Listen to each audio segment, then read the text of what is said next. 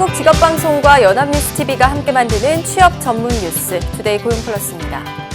네, 높은 보수와 안정성까지 갖춘 금융공기업은 취업 준비생들에게 최고 선망의 대상으로 꼽힙니다.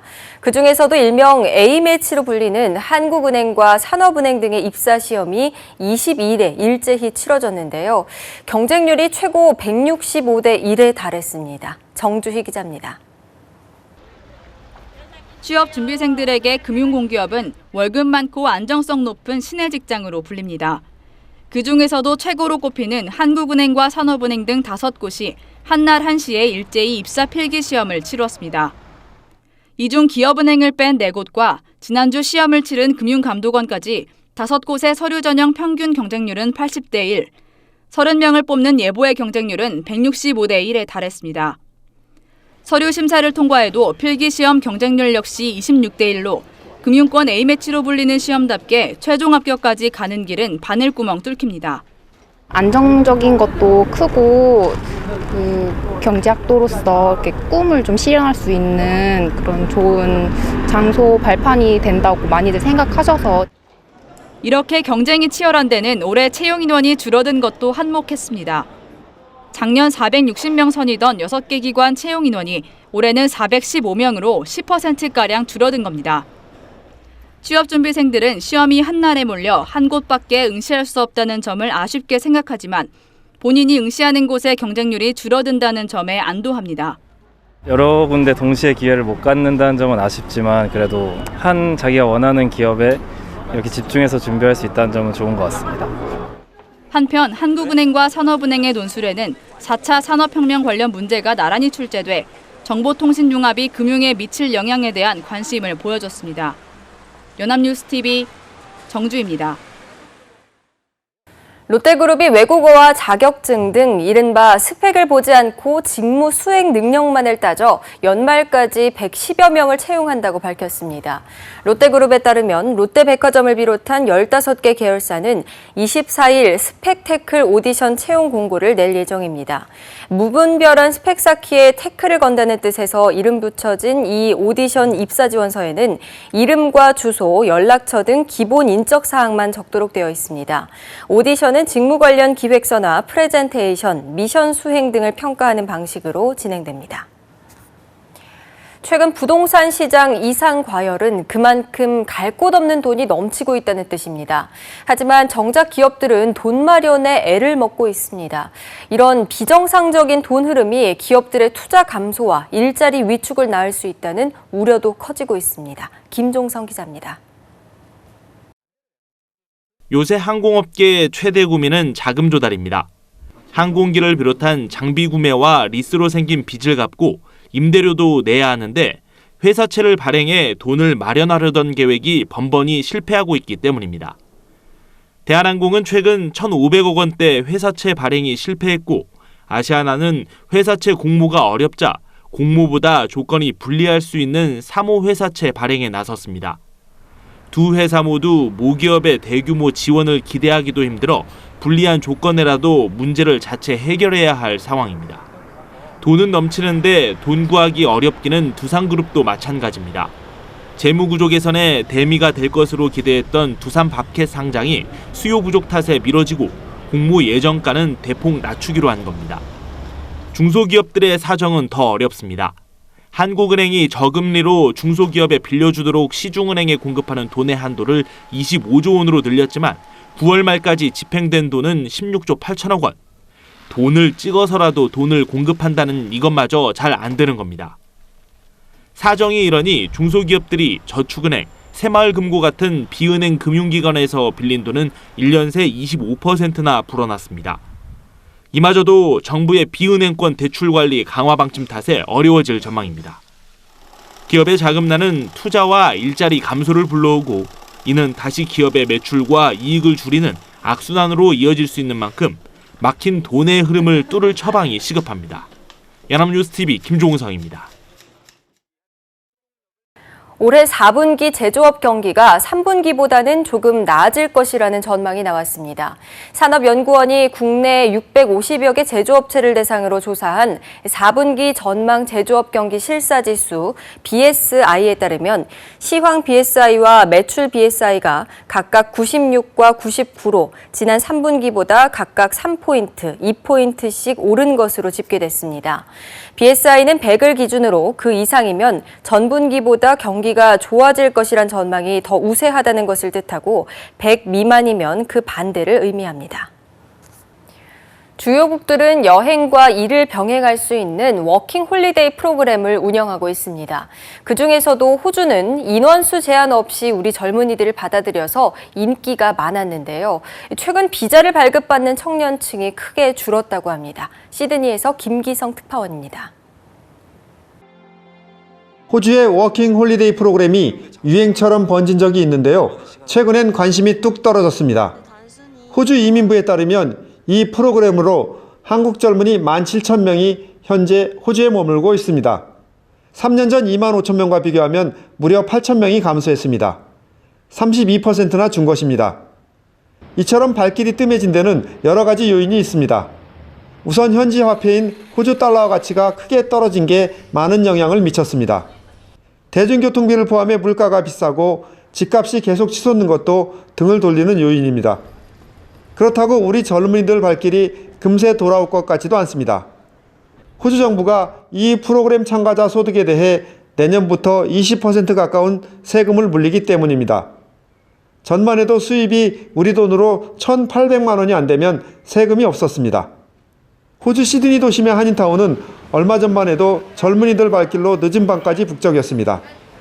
하지만 지금은 많은 업소가 문을 닫거나 업종 전환을 모색하고 있습니다. 또 한인 업주들은 일손 구하기가 너무 어려워졌다고 울상입니다. 시드니에서 연합뉴스 김기성입니다. 취업난에다 고수익 알바 유혹에 보이스피싱에 참여하는 젊은이들이 늘고 있는데요. 일부는 자신의 통장을 대포 통장으로 넘긴 뒤 중간에서 피해 금액을 가로채는 이른바 슈킹 범죄까지 저지르고 있습니다. 배삼진 기자입니다. 은행 현금 출납기에서 돈을 인출하는 남성. 18살 이모군인데 보이스피싱 피해자들이 보낸 돈을 중국 현지 조직에 넘기지 않고 다른 10대 6명과 함께 중간에서 카드 하나를 더 만들어 가로챘습니다.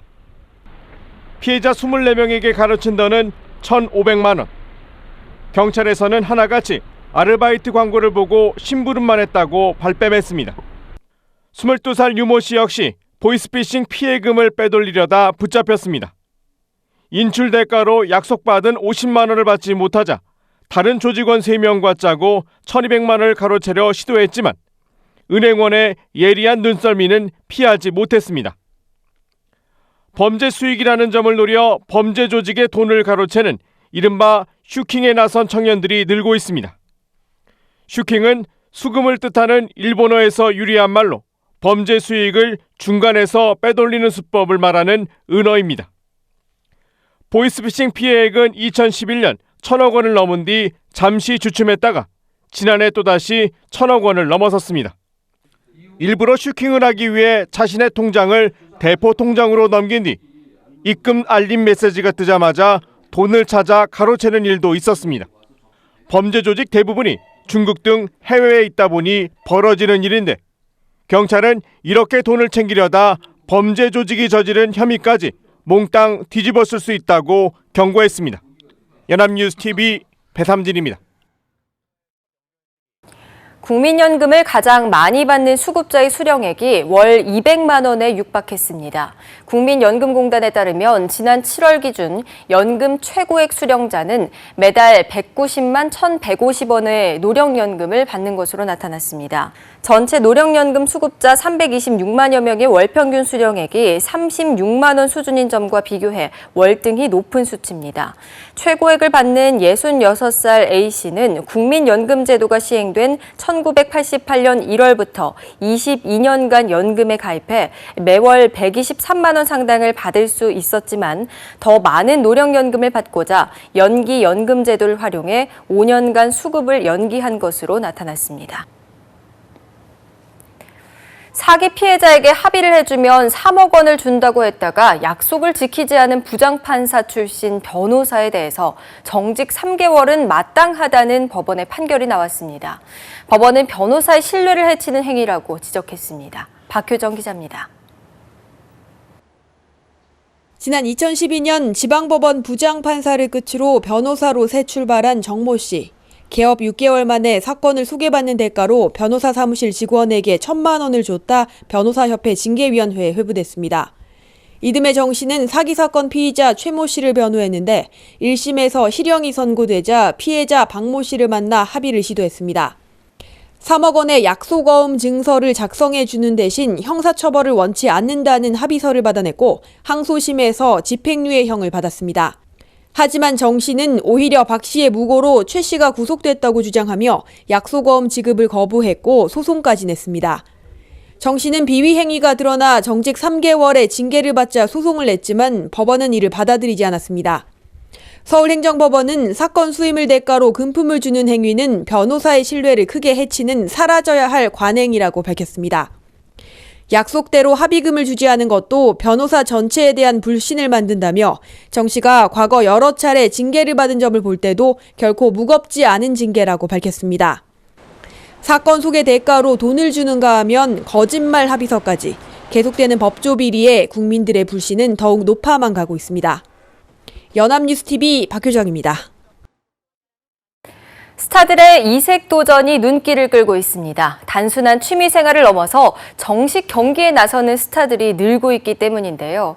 이번에 프로 볼링 선수에 도전한 탤런트 김수현 씨, 가수 채연 씨, 또 그전에 복싱 선수로 뛰었던 탤런트 이시영 선수까지 스타들의 스포츠 사랑을 박진영 기자가 취재했습니다.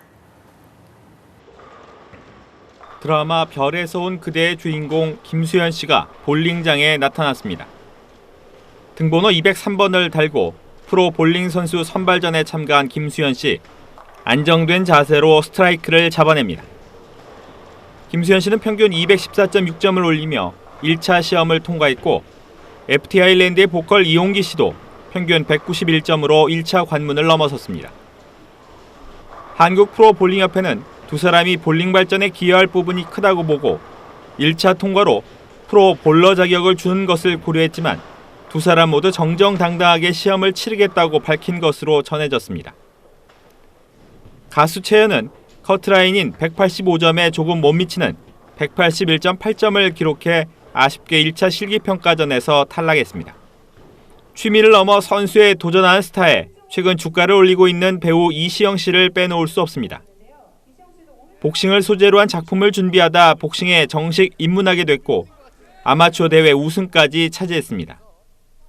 촬영 중 입은 부상으로 선수 생활은 접었지만 방송에서 복싱 전도사 역할을 톡톡히 하고 있습니다. 개그맨 윤형빈 씨는 2014년 2종 격투기 대회에 데뷔해 일본의 다카야 스쿠다에게 KO승을 거두어 화제를 모았습니다. 스타들의 스포츠 도전은 본인 건강에 도움이 될 뿐 아니라 팬들에게 또 다른 볼거리를 선사하고 있습니다. 연합뉴스TV 박진영입니다.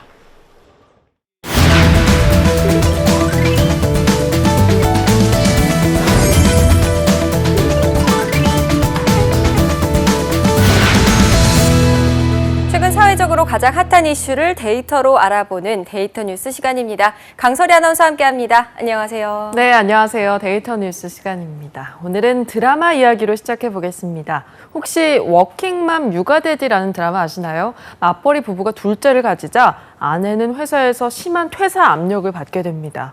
이때 남편이 육아휴직을 내고 집안일을 책임지게 되는 설정인데요.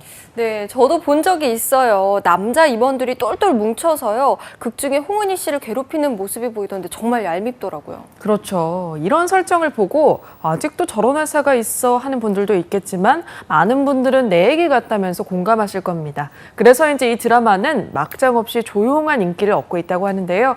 오늘은 결혼, 임신, 육아 등으로 직장을 잃은 경력 단절 여성 관련 데이터를 준비했습니다. 네, 경력 단절 여성, 줄여서 경단녀라고 하죠. 몇 년 사이에 이 말을 상당히 많이 쓰게 된 것 같습니다. 실제로 우리나라 경단녀 숫자는 어떻게 되나요? 네, 먼저 15세에서 54세 사이의 기혼 여성 수가 약 942만 명입니다. 이 가운데 취업을 하지 않은 기혼 여성 수는 381만 5천 명이라고 하는데요. 40.5% 정도입니다. 이렇게 쉬고 있는 여성 중에서 결혼, 임신, 또 출산, 육아 같은 등의 이유로 이를 관둔 경력 단절 여성은 205만 3천 명으로 집계되고 있습니다. 네, 200만 명이 넘는 여성이 경단녀라니까요. 상당히 많은 숫자 같습니다. 자, 그럼 구체적으로 어떤 여성들이 주로 경단녀가 됐는지도 궁금한데요.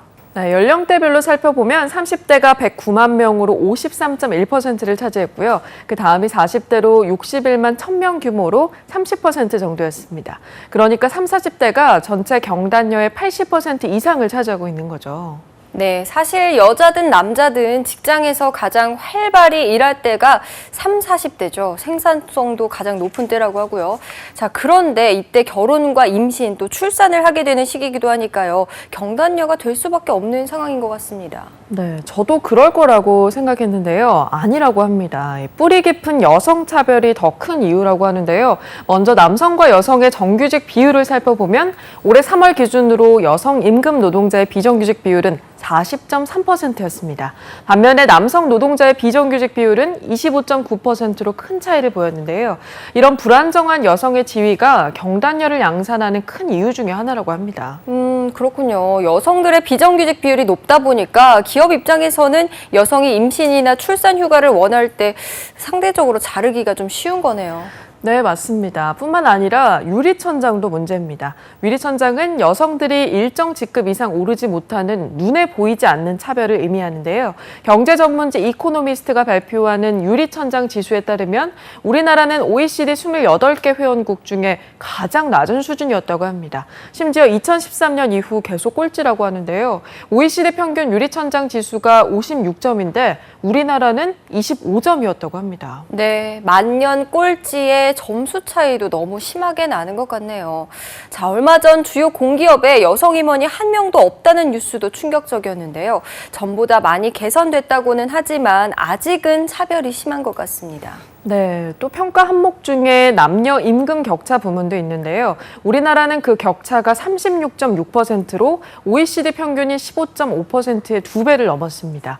노르웨이 같은 경우는 남녀 격차가 7%라고 하는데요. 노르웨이에 비하면 5배가 넘는 거죠.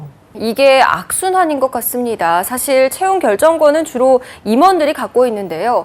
그런데 여성 임원 비율이 너무 낮다 보니까 아무래도 남성을 선호하게 되는 게 아닌가 이런 생각도 드는데요. 네, 그렇게 생각할 수 있는 게 올해 외교관 후보자 선발 시험에서 여성 비율이 70%가 넘었습니다. 각종 고시나 공무원 시험 등 오로지 시험 성적만으로 뽑는 직업의 경우에는 여성이 오히려 두각을 나타낸 지가 꽤 오래됐죠. 하지만 아직도 여성 고위공직자 비율은 5%가 안 되는 수준입니다. 네, 시급하게 개선이 되어야 할 문제 같은데요.